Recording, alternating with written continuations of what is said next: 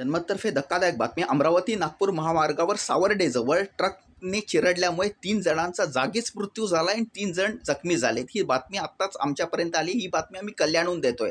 आमचे प्रतिनिधी अमरावतीत आहेत, नागपूरमध्ये सुद्धा आहेत. आम्ही काय जाणून घेतोय, 3 जण जे जखमी आहेत त्यांना कोणत्या इस्पितळात दाखल केलंय, नंबर 1.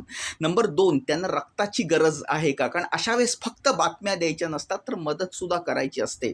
तर काही रक्तदाते आम्ही अमरावती नागपूर येथून अरेंज करू शकतो का, हा दुसरा मुद्दा.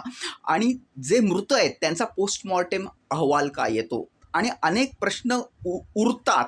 त्यामध्ये सगळ्यात महत्त्वाचा प्रश्न, या महामार्गावर खड्डे बुजवण्याचं काम चालू आहे, त्यामुळे वेगावर नियंत्रण हा चर्चेचा आणि गंभीर विषय आहे. बट एनिवे, आम्ही या घटनेवर लक्ष ठेवून आहोत, पोस्टमॉर्टेम रिपोर्टवर लक्ष ठेवून आहोत आणि जखमींच्या प्रकृतीवर लक्ष ठेवून आहोत. जसजसे अपडेट मिळतील, सविस्तर सखोल अपडेट मिळतील, तुम्हाला द्यायचा प्रामाणिक प्रयत्न करू.